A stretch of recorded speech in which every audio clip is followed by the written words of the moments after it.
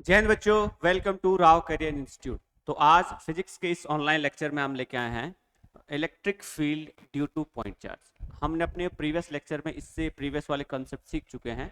Charges, Coulomb's law, superposition of Coulomb's law, ये सब चीज़ों के बारे में हमने सीखा, साथ ही साथ उनके न्यूमेरिकल भी सॉल्व किए। सो आज हम स्टार्ट करने जा रहे हैं electric field due to point charge, फिर हम अनदर कॉन्सेप्ट स्टार्ट करेंगे। पहले बता दूं, ये वाली सीरीज CU2 के जितने भी बच्चे एग्जाम देने वाले हैं उनके लिए काफ़ी बेहतरीन होने वाली है।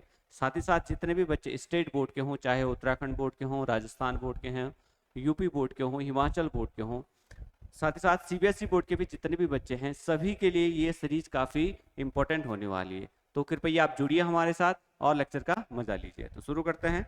लिखा है electric field due to point charge. आपको हमने बताया था कि जो इलेक्ट्रिक फील्ड होता है E वेक्टर इक्वल टू वो होता है F अपॉन में Q नॉट, है ना। हम क्या लेते हैं, टेस्ट चार्ज लेते हैं, और इस टेस्ट चार्ज को हम क्या रखते हैं, Q नॉट टेंस टू 0। ये हमारा इलेक्ट्रिक फील्ड का बेसिक कंसेप्ट था, फोर्स पर यूनिट चार्ज। इसी का इस्तेमाल करके हम किसी पॉइंट चार्ज की वजह से क्या निकालने वाले हैं, इलेक्ट्रिक फील्ड निकालने वाले हैं। तो अगेन हम एक पॉइंट चार्ज ले रहे हैं यहाँ पे।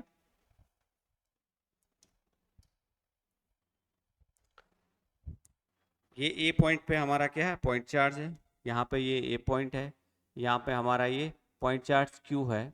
और मुझे यहाँ से इस पॉइंट चार्ज से आर डिस्टेंस पे, ये आर डिस्टेंस पे कोई पॉइंट पी है। यहाँ पे मुझे बताना है इस चार्ज की वजह से यहाँ पे कितनी इलेक्ट्रिक फील्ड जनरेट होगी। तो हमें बस कुछ नहीं करना, हमें क्या करना है, टेस्ट चार्ज को पी पे रख देना है। हम क्या कर रहे हैं, टेस्ट चार्ज को इस पी पॉइंट पे रख दे रहे हैं, और इस टेस्ट चार्ज पे निकाल लेंगे इन दोनों के बीच में कितनी फोर्स लग रही है। ये वाला चार्ज क्या कहलाता है, ये वाला चार्ज कहलाता है सोर्स चार्ज। ये कहलाता है सोर्स चार्ज। और ये वाला चार्ज क्या है आपका, ये है आपका टेस्ट चार्ज। ये आपका टेस्ट चार्ज, ये आपका टेस्ट चार्ज और आपका सोर्स चार्ज। तो हमें बस क्या करना है, फोर्स निकालनी है। तो क्या लिखेंगे, यहाँ पे जो फोर्स लगेगी F इक्वल टू वो कितनी लगने वाली है। अगर ये पूरा सिस्टम मैं भी अज्यूम कर लूँ कि एयर में है, सपोज ये सिस्टम आपका एयर में है, ये एयर में है अभी, तो मैं क्या लिखूंगा, 1/4 pi epsilon naught Q Q upon में आर स्क्वायर। यही तो इन दोनों के बीच में फोर्स लगेगी भाई, इस टेस्ट चार्ज पे। इसकी वजह से जो फोर्स लगने वाली है वो ये लगने वाली है। और यदि ये पॉजिटिव है, अगर हमने ये वाला चार्ज, सोर्स चार्ज आपका क्या कंसिडर किया, पॉजिटिव है, टेस्ट चार्ज तो आपका पॉजिटिव होता ही है, तो इस पर जो फोर्स लगेगी वो कुछ इस तरफ लगेगी, कुछ इस लाइन के अलोंग ऐसे ही लगने वाली है। समझ गए। तो if you want to know electric field, तो हम क्या करेंगे, E इक्वल टू एफ की जगह ये वैल्यू रख देंगे यहाँ पे। तो हमारा क्या आएगा, 1/4 pi epsilon naught Q Q naught upon R square, और वो अपॉन में क्या हो जाएगा हमारा, क्यू नॉट हो जाएगा। कि ये बात क्लियर है सभी को। हमने इस फॉर्मूले में, इलेक्ट्रिक फील्ड के फॉर्मूले में एफ की जगह ये वाली वैल्यू पुट कर दी। तो हमें क्या मिलने वाला है, हमें मिलने वाला है कि जो किसी पॉइंट चार्ज की वजह से जो इलेक्ट्रिक फील्ड होगा, होगा 1/4 pi epsilon naught Q by R square. ये हमें फॉर्मूला मिला बॉस। ये फॉर्मूला आपको बिल्कुल याद रखना है कि किसी पॉइंट चार्ज की वजह से जो इलेक्ट्रिक फील्ड का फॉर्मूला होता है, अगर आप उसका मैग्नीट्यूड निकालना चाहेंगे तो 1/4 pi epsilon naught Q upon R square.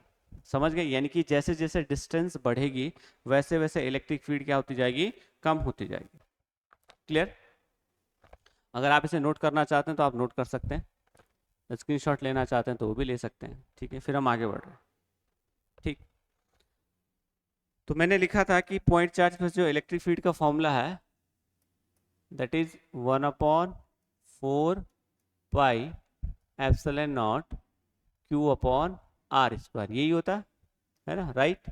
अब अगर क्यू कांस्टेंट है, 1/4 पाई एप्सिलॉन नॉट कांस्टेंट है, तो इट मींस आपका जो ई है वो आपके इन्वर्सली प्रोपोर्शनल हो गए डिस्टेंस के स्क्वायर के। ये चीज़ आपको याद रखनी है। और अगर आपसे इसके बीच का ग्राफ पूछ लिया जाए तो आपको ग्राफ भी बना लेना चाहिए साथ ही साथ।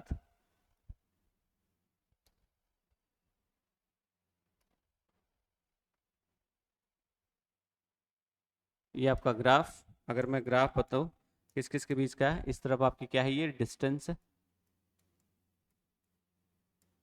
ये आपकी क्या है, डिस्टेंस हो जाएगी, और इस तरफ आपका इलेक्ट्रिक फील्ड हो जाएगा। तो ई वर्सेस का जो ग्राफ जाएगा वो कुछ यूं जाएगा, समझ गए आप?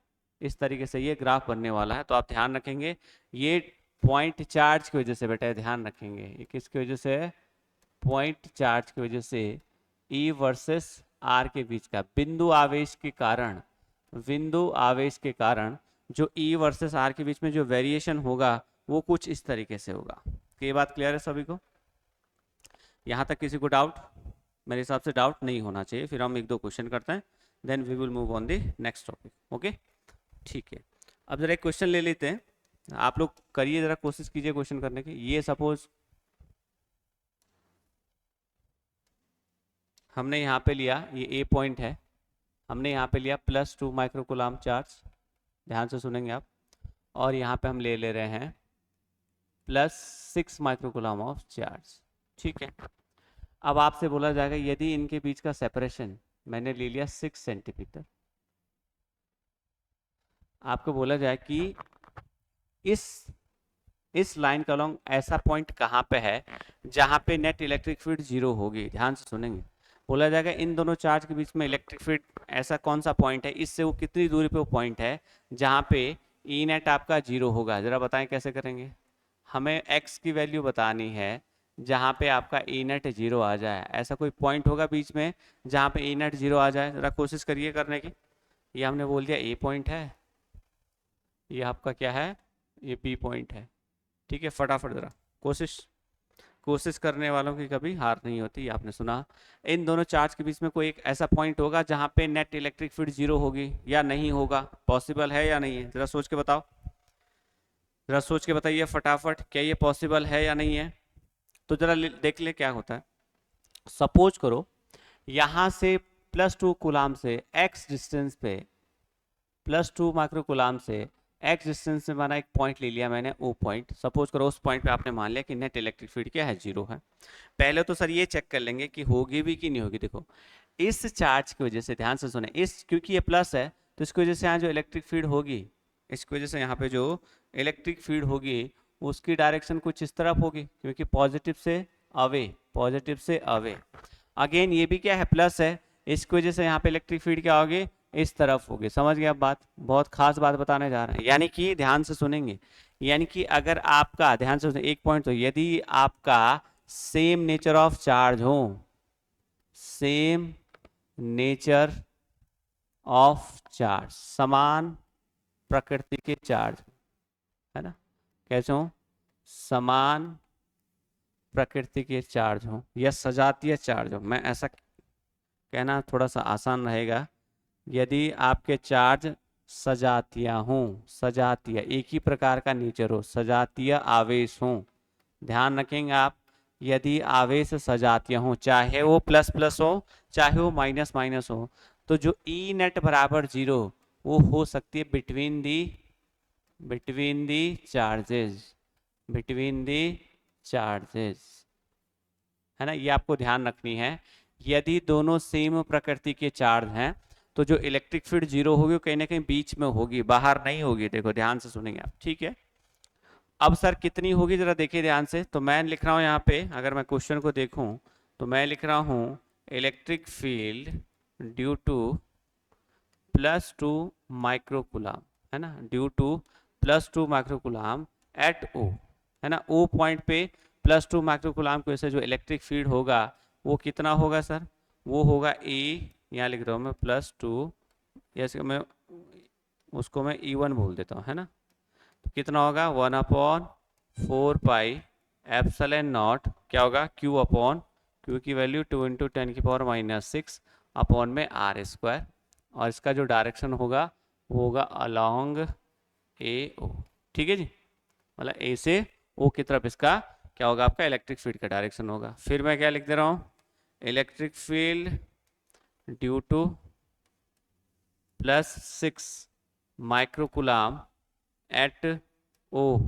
जिसको मैं E2 कह दे रहा हूँ। अगेन क्या होगा 1/4 पाई एप्सिलॉन नॉट 6 × 10⁻⁻6। अब डिस्टेंस कितनी होगी सर, 6 माइनस एक्स का होल स्क्वायर। क्या ये बात सबको समझ में आई? इसका डायरेक्शन होगा अलोंग बी ओ, क्योंकि ये बी से ओ की तरफ होगा। क्योंकि हम चाहते हैं, सिंस वी नो दैट कि यहाँ पे हमसे पूछा गया है इलेक्ट्रिक फील्ड क्या होनी चाहिए, 0 होनी चाहिए। तो दोनों वैल्यू क्या होनी चाहिए, इक्वल होनी चाहिए। क्यों? क्योंकि दोनों का मैग्नीट्यूड सेम है, बस डायरेक्शन अपोजिट है। अब ई नेट तभी 0 होगा जब दोनों का मैग्नीट्यूड क्या होगा, सेम होगा। डायरेक्शन तो अपोजिट है, एक दूसरे को कैंसिल आउट कर देंगे। ठीक है, तो मैं क्या कर रहा हूँ, थोड़ा सा यहाँ पे कर दे रहा हूँ। ठीक है, मैं दोनों वैल्यू को इक्वेट कर दे रहा हूँ, E1 इक्वल टू E2, क्योंकि ई नेट यहाँ पे 0 कहा गया है, हमसे निकालना है ई नेट यहाँ पे 0 कहा गया है। तो 1/4 पाई एप्सिलॉन नॉट 2 इंटू 10 की पावर -6 अपॉन में x square equal 1/4 pi epsilon not 6 into 10 की पावर -6 और अपॉन में क्या आएगा, 6 माइनस एक्स का होल स्क्वायर।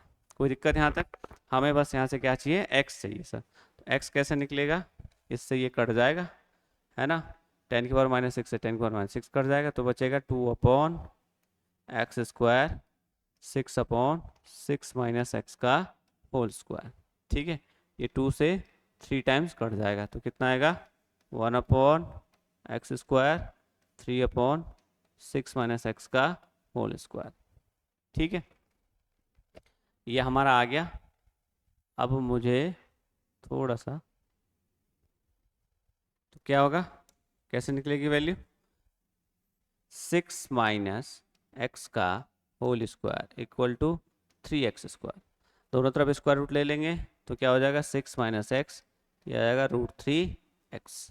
तो x इक्वल 6 इक्वल टू कितना हो जाएगा, √3, सॉरी x कॉमन आ जाएगा, तो आ जाएगा √3 + 1। इट मीन्स आपका x इक्वल टू आएगा 6/में √3 + 1। ये एक आंसर आपका हो सकता है। ठीक है, समझ में बात आपको, एक आंसर आपका ये हो सकता है।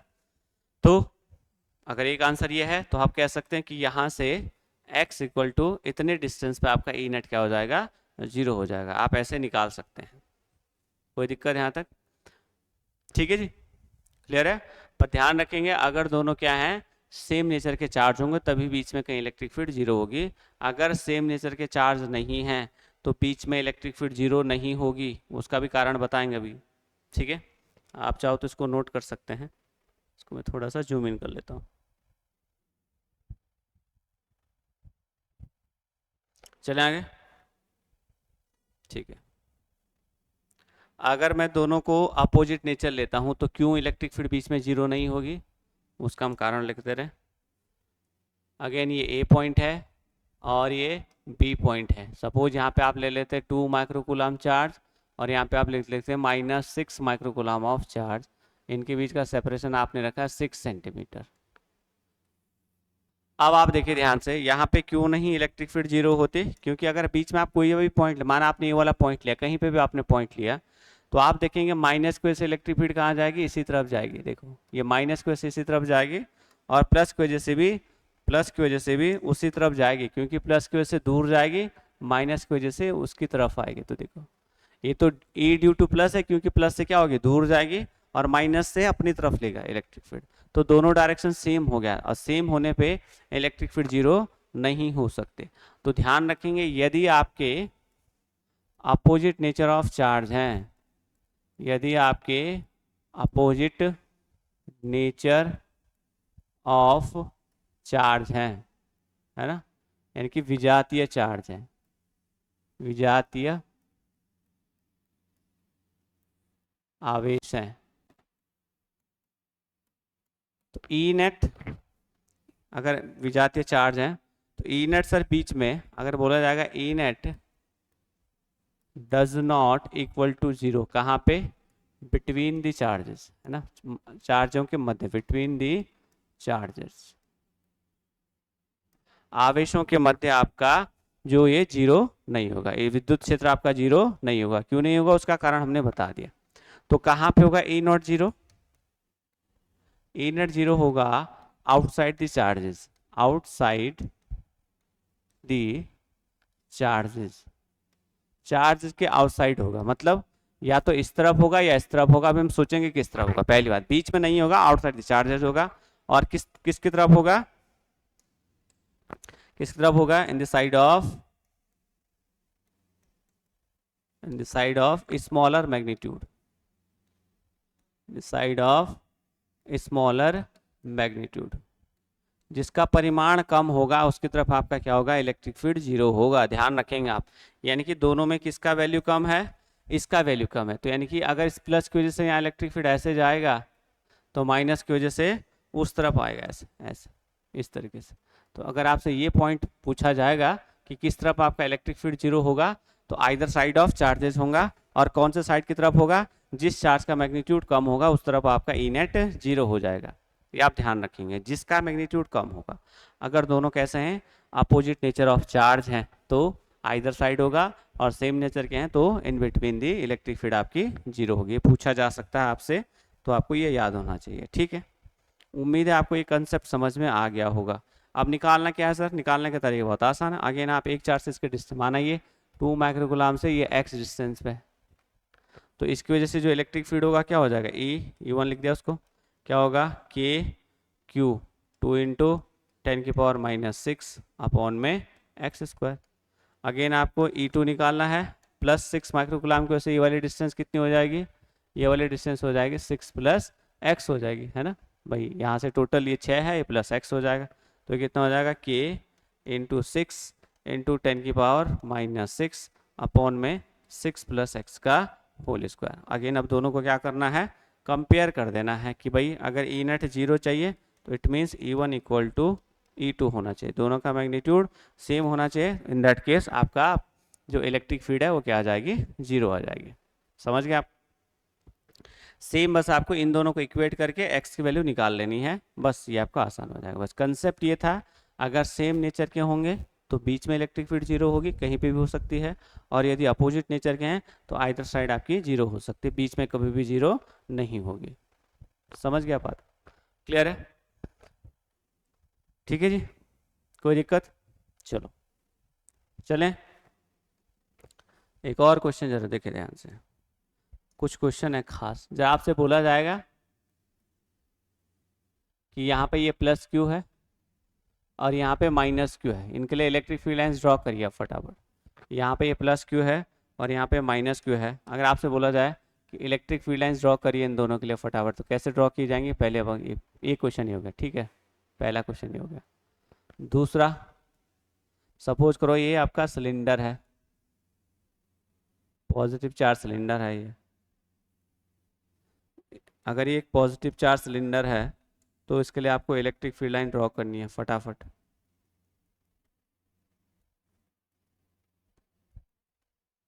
ये पॉजिटिव चार्ज सिलेंडर है ना, इस पे सपोज पॉजिटिव चार्ज है, इस तरीके से इस पे पॉजिटिव चार्ज है ये। फटाफट आप बनाते रहिए। इलेक्ट्रिक फील्ड लाइन कैसे जाएंगे सर इसके लिए, कुछ इस तरीके से। तीसरा मैं यहाँ बना देता हूँ। तीसरा क्या है, अगर एक आपका पॉजिटिव चार्ज है और दूसरा भी आपका पॉजिटिव चार्ज है, इसके लिए आप इलेक्ट्रिक फील्ड लाइंस बनाइए फटाफट, कोशिश करिए बनाने की। कैसे बनेंगी, कोशिश करिए। पूछे जाएंगे एग्जाम में क्वेश्चन कि आपको गिवन सेट ऑफ चार्ज दे दिया जाएगा, बोला जाएगा इसके लिए इलेक्ट्रिक फील्ड लाइंस ड्रॉ करिए। तो अगेन हम जानते हैं इलेक्ट्रिक फील्ड लाइंस क्या है सर, हर समय पॉजिटिव से निगेटिव जाएंगे, तो प्लस से तो ऐसे चले जाएंगे, कुछ इलेक्ट्रिक फील्ड लाइंस चली जाएंगे ऐसे।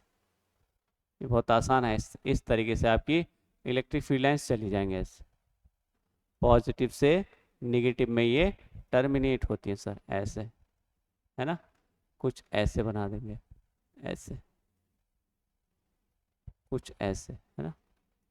इस तरीके से आप इलेक्ट्रिक फील्ड लाइन दिखा सकते हैं, किसके लिए, अगर एक पॉजिटिव है और एक निगेटिव है। कोई दिक्कत वाली बात नहीं होनी चाहिए। तो क्लियर है सर, पॉजिटिव से निगेटिव जाएंगे।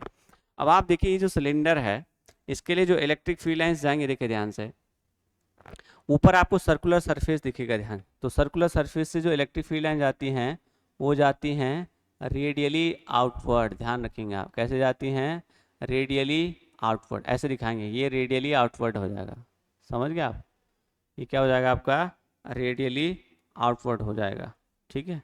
ऐसा कुछ दिखाएंगे आप सिलेंडर के लिए, और इन जगह से आपकी ऐसे जाएंगे, अगर ये पॉजिटिव चार्ज वाले, ध्यान रखेंगे ऐसे कुछ, क्योंकि ये सरफेस है, इससे आपकी इलेक्ट्रिक फील्ड लाइन ऐसे जाएंगे।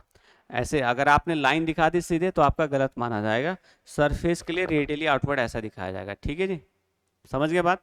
तो अगर आपका सिलेंडर दे रखा होगा तो आपकी इलेक्ट्रिक फील्ड लाइन ऐसी जाएंगे, चार्ज दे रखा होगा तो कुछ ऐसी जाएंगे। अब है यहाँ पे, अगर दोनों सेम नेचर के चार्ज हुए, यदि दोनों सेम प्रकृति के चार्ज हुए, तो हम जानते हैं सर पॉजिटिव पॉजिटिव क्या करेगा, रिपेल करता है, पॉजिटिव पॉजिटिव क्या करेगा, रिपेल करेगा, तो कुछ इलेक्ट्रिक फील्ड लाइंस ऐसे जाएंगे, ध्यान रखेंगे आप, कुछ इलेक्ट्रिक फील्ड लाइंस ऐसे जाएंगे, समझ गए आप, ऐसे कुछ ऐसे, इंटरसेक्ट भी नहीं करेंगे और चली भी जाएंगे, इंटरसेक्ट भी नहीं करेंगे और चली भी जाएंगे, कुछ इस तरीके से, समझ गए आप बात को, ऐसे कुछ कुछ इस प्रकार से आपकी इलेक्ट्रिक फील्ड लाइंस जाने वाली हैं, समझ गए।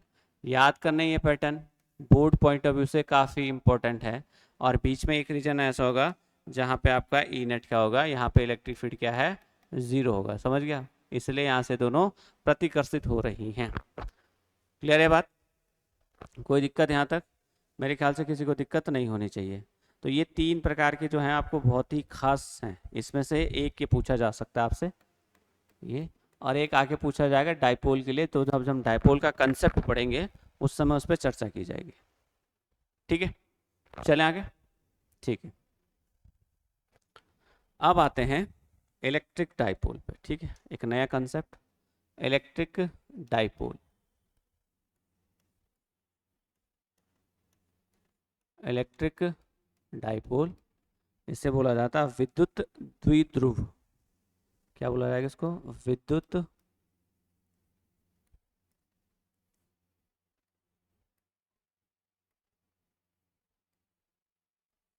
विद्युत द्विध्रुव, है ना, इलेक्ट्रिक डाइपोल। क्या होता है इलेक्ट्रिक डाइपोल, जरा देखिए ध्यान से, पहले मैं लिख देता हूँ फिर हम समझेंगे। इलेक्ट्रिक डाइपोल क्या होता है ना, pair of equal magnitude, pair of equal charges, pair of equal charge having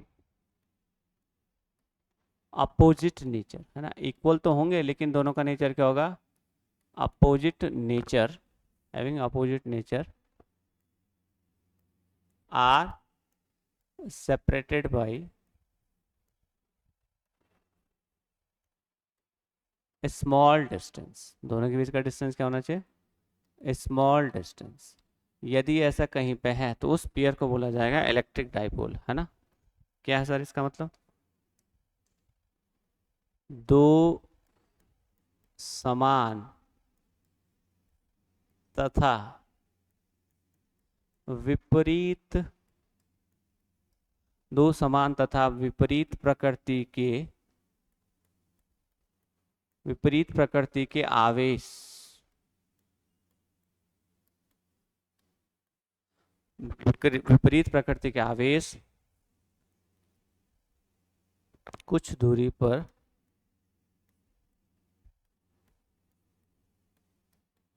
स्थित हों, कुछ दूरी पर स्थित हों, तो उसे विद्युत द्विध्रुव, उसे विद्युत द्विध्रुव कहते हैं, समझ गए। दो आवेश होने चाहिए, जैसे मैं यहाँ बना रहा हूँ, सपोज करो एक प्लस क्यू है, और इनके बीच का डिस्टेंस माना स्मॉल है, और एक आपका माइनस क्यू है, ध्यान रखेंगे। तो ये जो सेट ऑफ चार्ज है और इनके बीच के डिस्टेंस को जनरली बुक में दिखाया जाता है 2L से, है ना। 2L कोई ऐसा स्टैंडर्ड नोटेशन नहीं है, आप L भी दिखा सकते हैं, लेकिन जहाँ पे हमें डेरिवेशन को सॉल्व करना होता है वहाँ पे हमें जनरली सेंटर डिस्टेंस चाहिए होती है, तो बार बार बाई टू करके आती है, जिससे कैलकुलेशन थोड़ा सा कॉम्प्लिकेटेड हो जाती है, इसलिए 2L ले लिया जाता है। तो अगर आपसे बोला जाएगा दो चार्ज हैं जिनका मैग्नीट्यूड इक्वल है लेकिन उनका नेचर क्या है, अपोजिट है। तो इस सिस्टम ऑफ चार्ज को क्या बोला जाएगा, इलेक्ट्रिक डाइपोल बोला जाएगा। इस सिस्टम ऑफ चार्ज को इलेक्ट्रिक डाइपोल बोला जाएगा। अगर ये बोला जाए कि दो, जैसे सपोज करो ऐसा बोल दे कि दो सेम नेचर के चार्ज हैं ऐसे, भाई ये प्लस क्यू है और ये भी प्लस क्यू है, और इनके बीच का डिफरेंस भी क्या है, 2l है, स्मॉल है, लेकिन इसे आप डाइपोल नहीं कह सकते, ये आपका डाइपोल नहीं होगा। कंडीशन क्या है, दोनों का नेचर अपोजिट होना चाहिए, एक अगर पॉजिटिव है तो दूसरा माइनस होना चाहिए।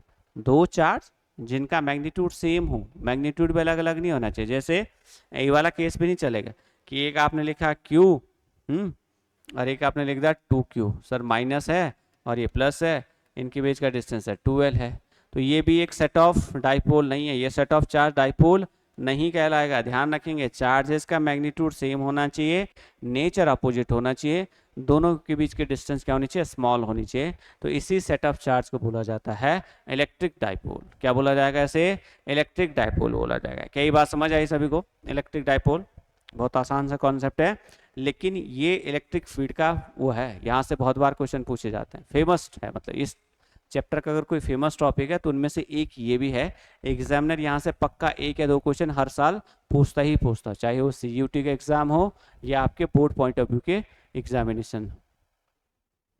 ठीक है, तो ये रहा आपका इलेक्ट्रिक डाइपोल। अब देखो, अब किसी इलेक्ट्रिक डाइपोल का अगर किसी, जैसे आता है एक दूसरी टर्म आती है, क्या आती है, electric dipole, electric dipole moment,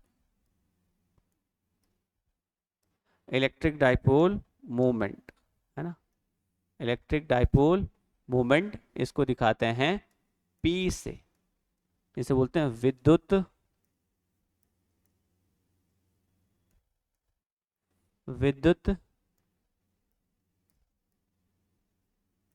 द्विध्रुव आघूर्ण, विद्युत द्विध्रुव आघूर्ण, इलेक्ट्रिक डाइपोल मोमेंट। अब किसी डाइपोल का जो स्ट्रेंथ चेक किया जाता है कि भाई कोई इलेक्ट्रिक डाइपोल कितना स्ट्रांग है, कितना वीक है, उसके लिए एक पैरामीटर है जिसको बोलते हैं इलेक्ट्रिक डाइपोल मोमेंट। इस इलेक्ट्रिक डाइपोल मोमेंट की मदद से हम ये पता कर पाते हैं कि हाँ ये इसका स्ट्रेंथ ज़्यादा है और इसका स्ट्रेंथ थोड़ा सा कम है। ये कंपैरिजन कराएगा यदि आपको दो इलेक्ट्रिक डाइपोल दिए हों। तो ये क्या है सर, एक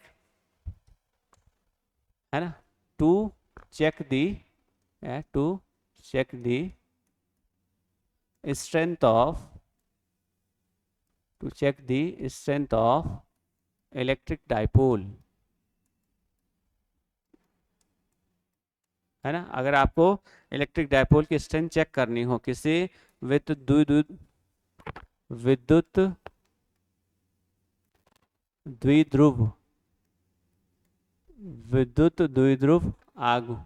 द्विध्रुव की सामर्थ्य,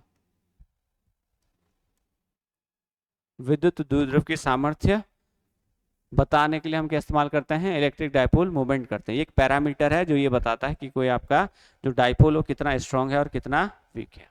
ठीक है, क्या है सर इसका फॉर्मूला, तो अगर P इक्वल टू बोला जाएगा तो किसी एक चार्ज का क्या लिया जाएगा, मैग्नीट्यूड, और इसको मल्टीप्लाई कर दिया जाएगा उनके बीच के डिस्टेंस से। ध्यान रखेंगे, किसी एक चार्ज का क्या लेंगे, मैग्नीट्यूड, और उसको मल्टीप्लाई कर देंगे उनके बीच के डिस्टेंस से, है ना, दोनों नहीं, ये सपोज आपका क्या था, प्लस Q था और ये आपका ये माइनस Q था, इनके बीच के डिस्टेंस ये 2l ले ली हमने। ठीक है, तो आपसे बोला जाएगा कि भाई P इक्वल टू क्या होगा, तो P इक्वल टू होगा Q इंटू 2l।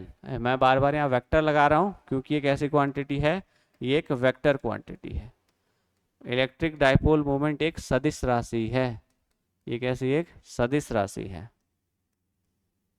एक सदिश राशि है ना, ये एक वेक्टर क्वांटिटी है जिसका डायरेक्शन, क्योंकि वेक्टर के पास क्या होती है, डायरेक्शन होती है, जिसकी दिशा, डायरेक्शन जिसकी दिशा किस तरफ होगी सर, ध्यान रखेंगे इसकी दिशा नेगेटिव चार्ज से, ध्यान रखेंगे इसकी दिशा नेगेटिव चार्ज से टुवर्ड्स दी पॉजिटिव चार्ज, ये आपको ध्यान रखना है ना।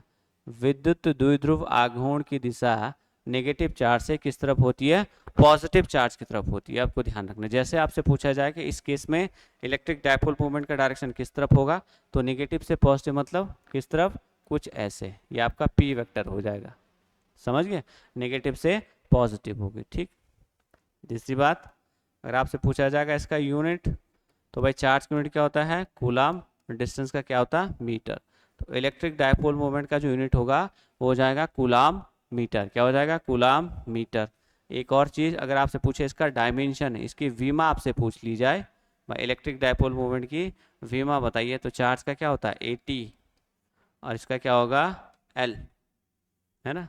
तो दिस सिंप्लाइज दैट, क्या लिखेंगे, LTA, लता। ठीक है, क्या करेंगे आप, LTA, लता। ठीक है, तो ये रहा आपका इलेक्ट्रिक डायपोल मूवमेंट का डायमेंशन, ये हो जाएगा यूनिट, ये हो जाएगा डायरेक्शन, ये हो जाएगा फॉर्मूला। जितना ज़्यादा इलेक्ट्रिक डायपोल मूवमेंट होगा आपका डायपोल उतना ही स्ट्रांग होगा। समझ गए, क्लियर है। अब एक छोटी सी चीज जो बच्चे जनरली गलत कर देते हैं, जो मैं यहाँ पे डिस्कस करने वाला हूँ, जैसे, कैसे सर, जैसे बोलेगा, यहाँ लेके ध्यान से, कहेगा दो चार्ज हैं, जैसे बोलेगा 2, ये हो गया 2 माइक्रोकूलाम ये है, और इनके बीच का जो सेपरेशन है वो हमने मान लिया 20 मिलीमीटर है।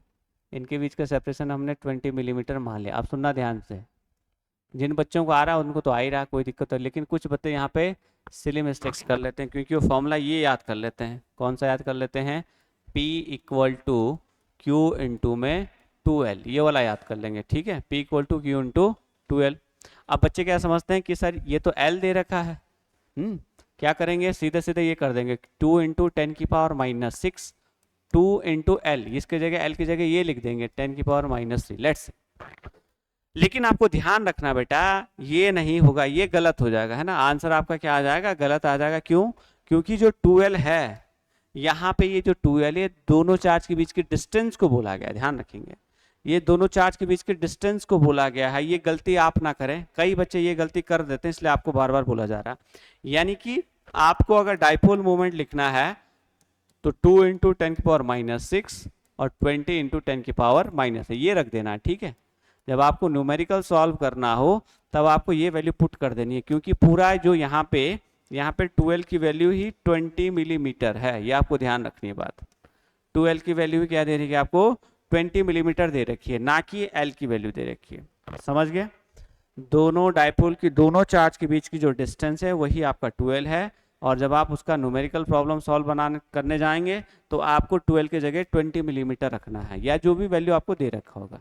आपको L की जगह नहीं रखना, अलग से 2 और मल्टीप्लाई नहीं करना है, नहीं तो आपका आंसर गलत आ जाएगा। ये वाला मेथड थोड़ा सही है, थोड़ा मतलब ये सही है, और ये वाला आपका गलत हो जाएगा, इसलिए आप इस चीज को थोड़ा सा ध्यान रखेंगे। समझ गए, कोई दिक्कत यहाँ तक, ठीक है, चले आगे। चलो एक और डेरिवेशन कर लेते हैं।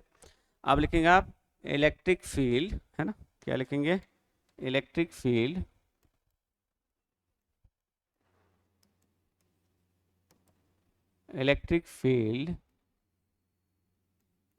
Due to dipole at axial point, है ना, एक्सियल पॉइंट, है ना। क्या है सर, विद्युत द्विध्रुव, विद्युत द्विध्रुव के कारण अक्षीय बिंदु पर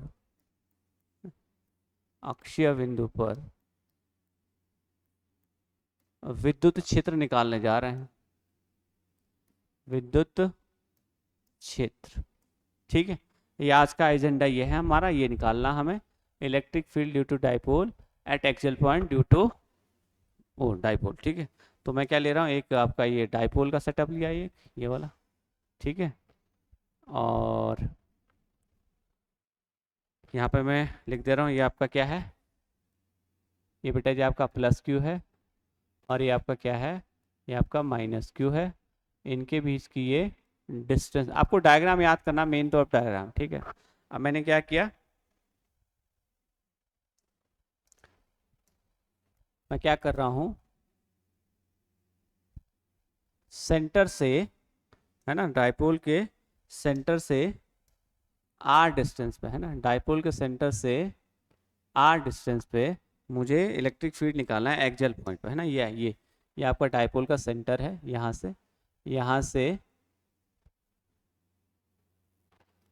से आर डिस्टेंस पे एक पॉइंट मैंने ले लिया P। तो इस पे मुझे क्या बताना है, इस पे मुझे बताना है electric field due to dipole. समझ के बाद, ठीक है, कोई दिक्कत यहाँ तक। अब देखो ये डाइपोल का सेंटर है, तो ये वाली डिस्टेंस क्या हो जाएगी बेटा, L हो जाएगी, और ये वाली भी क्या हो जाएगी, L हो जाएगी। इसलिए हमने बोला था दोनों के बीच का डिस्टेंस क्या लेना है, 12 लेना, ताकि हमें हाफ हाफ करने में ज़्यादा दिक्कत ना हो, ठीक है। ये डायग्राम आपको याद होना चाहिए। अब जरा हम थोड़ा सा ओवरव्यू ले लेते हैं, हो क्या रहा है पे देखो, वो ये रहा यहाँ पे कि इस प्लस की वजह से, देखिए ध्यान से, इस प्लस की वजह से यहाँ पे जो इलेक्ट्रिक फील्ड होगा उसका डायरेक्शन ऐसे बनेगा, electric field due to plus Q. कोई दिक्कत यहाँ तक भाई? देखो इस प्लस की वजह से यहाँ इलेक्ट्रिक फील्ड क्या आ जाएगा, दूर जाएगा, क्योंकि इलेक्ट्रिक फील्ड की डायरेक्शन क्या होती है, पॉजिटिव से दूर जाती है, पॉजिटिव से दूर जाती है, पॉजिटिव से दूर जाती है। और माइनस की वजह से क्या होगा, माइनस की वजह से क्या होगा, अपोजिट है, क्योंकि अगर प्लस की वजह से उस तरफ है तो ये माइनस की वजह से इस तरफ होगा। क्या ये क्लियर हुई बात आपको? तो होने ये वाला है कि हम दोनों चार्ज को से अलग अलग निकालेंगे, और इलेक्ट्रिक फील्ड एट P जो हम निकालने वाले हैं वो क्या होगा, वेक्टर सम होगा E due to plus Q और E due to minus Q. मैंने कहा वेक्टर सम होगा, ये आपको ध्यान रखनी है, ये हमें करना बेसिकली, समझ गए। पहला स्टेप ये है, देखो ये पहला स्टेप हो गया कि हमने क्या करना है, हमें इसको से यहाँ इलेक्ट्रिक फील्ड निकालना है, नंबर 1 बात। फिर इस माइनस को से इलेक्ट्रिक फील्ड निकालने, नंबर 2 बात। फिर दोनों का क्या कर देना, वेक्टर सम कर देना, आई रिपीट वेक्टर सम करने देना है, ठीक है। तो दूसरा स्टेप, अगर मुझे लिखना हो E due to plus Q, जरा देखिए ध्यान से, E due to plus Q, तो क्या लिखूंगा मैं, देखो यहाँ से यहाँ तक का डिस्टेंस, तो मैं क्या लिखूंगा, के का मतलब 1/4 तो जिसको मैं के लिख दे रहा हूँ, के क्यू अपॉन में आर स्क्वायर। तो आर मतलब टोटल डिस्टेंस कितनी हो जाएगी, क्या बताओ, क्या यहाँ प्लस क्यू से आर प्लस एल का होल स्क्वायर हो जाएगा कि नहीं हो जाएगा, और इसका डायरेक्शन क्या होगा, अलोंग, दूर जाएगा ना। तो इस पॉइंट का नाम मैं लिख देता हूँ, ये आपका ए पॉइंट है और ये आपका बी पॉइंट है, सेंटर को ओ मान लिया, तो अलोंग ए पी। बताओ कोई दिक्कत यहाँ तक? भाई ए से पी की तरफ जाएगा ना, ए से पी की तरफ जाएगा, ए से पी की तरफ जाएगा। और आर प्लस एल क्यों लिखा, क्योंकि यहाँ से यहाँ तक ये क्या था, आर था, इतना आपका क्या हो जाएगा, एल हो जाएगा। तीसरा पॉइंट, तीसरा स्टेप, अब मुझे लिखाना E due to minus q, formula same रहेगा, के क्यू। अब माइनस क्यू से जो डिस्टेंस होगी वो केवल केवल इतनी ली जाएगी, इतनी, देखो इतनी। तो हम क्या करेंगे, टोटल आर में से ये वाला एल माइनस कर देंगे, तो क्या हो जाएगा, आर माइनस एल का होल स्क्वायर। और इसका जो डायरेक्शन होगा किस तरफ होगा, अलोंग, देखो इसका डायरेक्शन पी से बी की तरफ होगा बेटा, ये आपको ध्यान रखना है, ये लिखना जरूर है, समझ गए। अब हमारा काम थोड़ा सा आसान हो गया, बस समझ गए। ई प्लस क्यू क्यू से ये आएगा, ई माइनस क्यू क्यू से आएगा। तीसरी बात, हमें दोनों के बीच का एंगल निकाल लेना है, क्या लिखना है, angle between E due to plus Q and E due to minus Q. देखो दोनों का डायरेक्शन अपोजिट है, देखो दोनों का डायरेक्शन अपोजिट है, तो इनके बीच का जो एंगल है बेटा वो कितना है सर, वो आपका 180 डिग्री है। और जब दो वेक्टर के बीच का, ध्यान से सुनेंगे, जब दो वेक्टर के बीच का एंगल 180 होगा तो आप उन दोनों को माइनस कर सकते हैं, बड़ी वैल्यू से छोटी वैल्यू का आप माइनस कर सकते हैं, समझ गए। और यदि दो वेक्टर के बीच का एंगल 0 डिग्री होगा तो आप दोनों को ऐड कर सकते हैं, अलजेब्रिकली ऐड कर सकते हैं, क्योंकि cos 0 क्या हो जाएगा, 1 हो जाएगा, समझ गए बात। तो बस हमें यही करना, आप देखो ध्यान से क्या करने वाले हैं। चौथा स्टेप, पांचवा में लिखने जा रहा हूं, तो पांचवा मुझे क्या करना है, अगर मुझे E एट P निकालना है तो मैं क्या करूंगा, बड़ी में से छोटा माइनस कर दूंगा। तो बड़ी वैल्यू कौन सी होगी, जो नजदीक चार्ज होगा वो क्या होगी, बड़ी वैल्यू होगी, जो दूर होगा वो क्या होगी, छोटी वैल्यू होगी, क्योंकि चार्ज का मैग्नीट्यूड सेम है, डिस्टेंस जिसकी ज्यादा उसकी वजह से इलेक्ट्रिक फील्ड क्या हो जाएगा, कम हो जाएगा। तो मैं क्या लिख रहा हूं, के क्यू अपॉन में आर माइनस एल का होल स्क्वायर माइनस के क्यू अपॉन में आर प्लस एल का होल स्क्वायर। क्या ये बात सबको समझ आई? मैंने क्या किया सर भाई, वेक्टर सम किया, अगर दोनों के बीच का एंगल 180 है तो दोनों को माइनस कर सकते हैं, बड़ी वैल्यू से छोटी वैल्यू माइनस कर सकते हैं। तो मैं क्या लिख रहा हूँ, ई एट पी, देखो कॉमन क्या आ जाएगा, के क्यू आपका क्या आ जाएगा, कॉमन आ जाएगा। अब आप देखिए आपका अंदर क्या बचेगा, 1/r-l का होल स्क्वायर अपॉन में r+l का होल स्क्वायर, ये आपका हो जाएगा। ठीक है, ऐसा आपने किया तो EP क्या हो जाएगा, KQ क्रॉस मल्टीप्लाई कर देंगे बटरफ्लाई मेथड से, तो हो जाएगा r+l का होल स्क्वायर, ये हो जाएगा r-l का होल स्क्वायर, और नीचे आपस में क्या हो जाएगी, मल्टीप्लाई हो जाएगी, कौन कौन सा, r-l का स्क्वायर, r+l का स्क्वायर। क्या ये बात समझ में आई सभी को? इतनी बात क्लियर है? इतनी बात यदि क्लियर है तो मैं आगे बढ़ता हूँ, है ना, आगे करता हूँ सॉल्व। ठीक है, तो अब क्या करना है, E due to P again KQ, अब मुझे अंदर ओपन अप कर देना है। देखो a+b का होल स्क्वायर क्या होगा, a² + b² + 2ab, कोई दिक्कत यहाँ तक? a+b का होल स्क्वायर क्या होगा, a² + b² + 2ab माइनस, तो हो जाएगा माइनस, है ना, l², और ये क्या हो जाएगा, माइनस माइनस क्या हो जाएगा, +2rl। बताओ ये ऊपर वाली वैल्यू सबको समझ आई बेटा? देखो भाई a - b का होल स्क्वायर क्या होगा, a² + b² - 2ab, अब एक माइनस ये है तो माइनस जाएगा अंदर, तो इसको माइनस कर देगा, इसको भी माइनस कर दे, उसको क्या कर देगा, प्लस कर देगा। अब देखो नीचे वाली जो वैल्यू है, जरा देखिए ध्यान से, इस पर गौर फरमाइए आप लोग। नीचे वाली जो वैल्यू बेटे, इसको मैं थोड़ा सा यहाँ करूँ जरा, जिस बच्चों को समझ नहीं आया क्या है, देखो r - l का स्क्वायर है तो इसको मैं क्या लिखूंगा, r - l और r - l, समझ गए?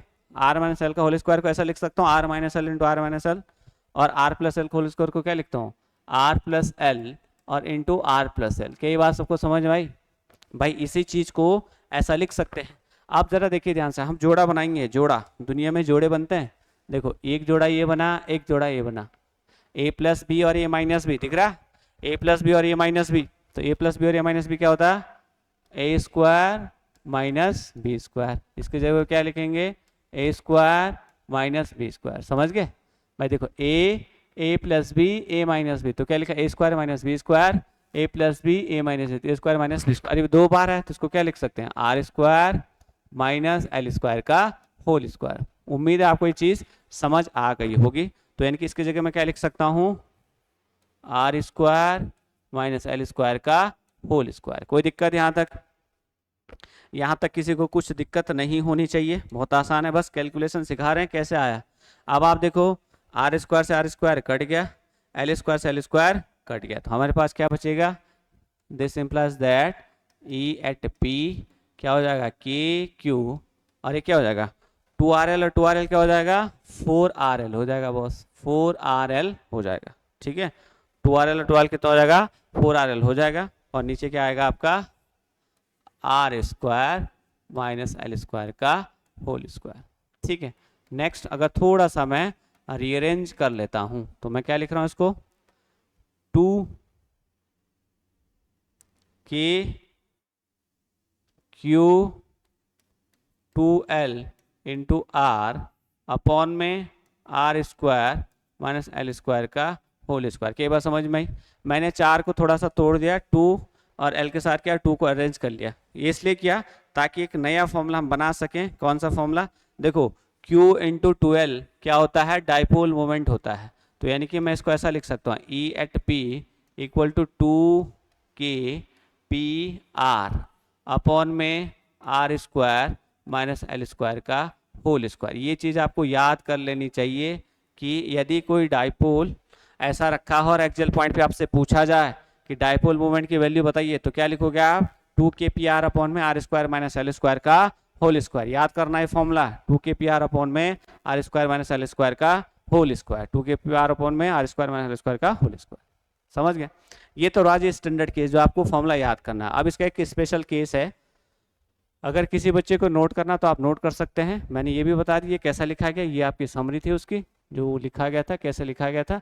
बाकी ये आपका केवल क्या चल रहा है, बस कैलकुलेशन ही चल रही है, कैसे कैसे स्टेप आगे बढ़ाएंगे, ठीक है। तो हमारा जो ईपी आया था वो क्या था, 2k/r upon R square minus L square का होल स्क्वायर। अब इसका केस क्या है कि यदि जो r है वो बहुत बड़ा हो गया l से, है ना भाई, जो पॉइंट है वो बहुत ज़्यादा दूर है एज कम्पेयर टू जो डायपोल के बीच का जो आधा डिस्टेंस है l है, उससे अगर बहुत बड़ा है तो हम r को क्या कर सकते हैं, l को नेगलेक्ट कर सकते हैं। तो इस केस में आप EP बराबर लिख सकते हैं 2k/r अपॉन में r की पावर 4, कोई दिक्कत, क्योंकि l 0 हो गया तो r स्क्वायर 4 हो गया, तो यानी कि E/P बराबर कितना आएगा 2kp अपॉन में r³। ये बहुत खास फॉर्मूला है, बहुत ही ज़्यादा खास फॉर्मूला होने वाला है, ध्यान रखेंगे। 2kp अपॉन में r³, यदि r बहुत बहुत बड़ा है किससे, l से, तो उस केस में आप क्या रख सकते हैं 2kp अपॉन में r³। इस फॉर्मूले पे क्यों ध्यान दिया जा रहा है, जरा सुने ध्यान से। जब हमने पॉइंट चार्ज की वजह से, अगर आप देखें थोड़ा कंपैरिजन किया जाए, पॉइंट चार्ज की वजह से जब हमने पढ़ा था, ये देखें ध्यान से, जब हमने पॉइंट चार्ज की वजह से पढ़ा था electric field due to point charge, तो क्या फॉर्मूला था, जरा बोलिए मेरे साथ, electric field due to point charge, तो फॉर्मूला क्या था भाई, E=k/q अपॉन में r²। लेकिन जब electric field due to dipole की बात आई तो कितना आया, 2kp अपॉन में r³।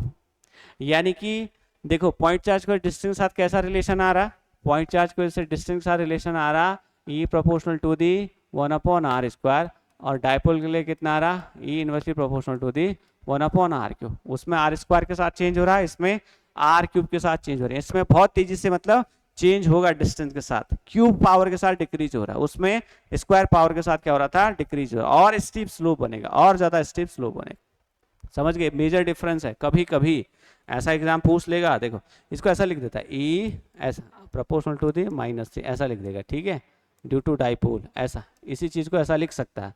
तो बच्चे को ध्यान देना क्या पूछा गया, ठीक है। तो जैसे जैसे डिस्टेंस बढ़ेगा इलेक्ट्रिक फील्ड बहुत तेजी से डिक्रीज करेगा। पॉइंट चार्ज को उतनी तेजी से डिक्रीज नहीं कर रहा था जितने तेजी से किसके लिए कर रहा है, इलेक्ट्रिक डाइपोल की वजह से कर रहा था। कोई दिक्कत यहाँ तक क्लियर है, किसी को डाउट है तो आप पूछ सकते हैं कि सर यहाँ से कैसा हुआ। तो आज के जो लेक्चर में हमने क्या क्या पढ़ा, आज के लेक्चर में हमने पढ़ा electric field due to point charge, फिर हमने उससे 2-4 क्वेश्चन भी किए, फिर हमने इलेक्ट्रिक डाइपोल के बारे में जाना, है ना, कि इलेक्ट्रिक डाइपोल होता क्या है, दो जो चार्ज होते हैं जिनका मैग्नीट्यूड क्या होता है, सेम होता है, उनके बीच का एक स्मॉल डिस्टेंस होता है, वो एक इलेक्ट्रिक डाइपोल बनाते हैं। फिर हमने सीखा इलेक्ट्रिक डाइपोल मूवमेंट, है ना, अगर आपको इलेक्ट्रिक डाइपोल का स्ट्रेंथ जानना है वो कितना स्ट्रॉन्ग है तो हम उसके लिए एक पैरामीटर इस्तेमाल किया जाता है इलेक्ट्रिक डाइपोल मूवमेंट, उसका हमने फॉर्मूला सीखा, वो एक वेक्टर क्वांटिटी है, उसका डायरेक्शन निकालना भी सीखा, ठीक है। नेक्स्ट हमने क्या सीखा, नेक्स्ट हमने सीखा कि एक्सियल पॉइंट पे इलेक्ट्रिक डाइपोल की वजह से, एक्सियल पॉइंट पे इलेक्ट्रिक डाइपोल की वजह से कितना इलेक्ट्रिक फील्ड बनेगा, उसका हमने फॉर्मूला सीखा। आने वाले लेक्चर में जरूर आप घर से पढ़ के आएंगे कि ये जो है इसका अगर आपको लिखना है वेक्टर फॉर्म, है ना, क्या लिखना है इसका, वेक्टर फॉर्म, तो जरा आप कल लिख के लाएंगे कि एक्सियल पॉइंट पे इलेक्ट्रिक फील्ड को वेक्टर फॉर्म में अगर लिखेंगे तो कैसा लिखा जाएगा।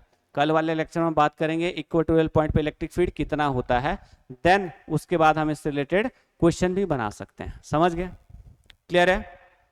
तो आज के लेक्चर को यही रखते हैं, थोड़ा सा आप रिकैप कर लीजिए, देखिए कहाँ पे कौन से कैसे फॉर्मूले को डिराइव किया जाता है, और जो CUT वाले बच्चे हैं उनके लिए तो काफ़ी अच्छी सीरीज है, बिल्कुल बेसिक से चला जा रहा है और हार्ड लेवल तक, क्योंकि हम क्वेश्चन को बनाते जा रहे हैं। जैसे हमने कल वाले लेक्चर में अच्छे क्वेश्चन बनाए थे, आने वाले लेक्चर में भी हम ऐसे ही क्वेश्चन बनाएंगे, लेकिन उससे पहले हमें क्या होना चाहिए, फंडामेंटल कंसेप्ट पता होने चाहिए। इसलिए बेसिक टू हाई जा रहा है, हम क्या कर रहे हैं, बेसिक से हाई की तरफ बढ़ रहे हैं। इसमें सारे बच्चे आप पढ़ सकते हैं, वो चाहे बोर्ड के हों चाहे किसी भी एंट्रेंस एग्जाम देने वाले बच्चे हों। क्लियर है। तो आज के लेक्चर को यहीं रखते हैं। जय हिंद।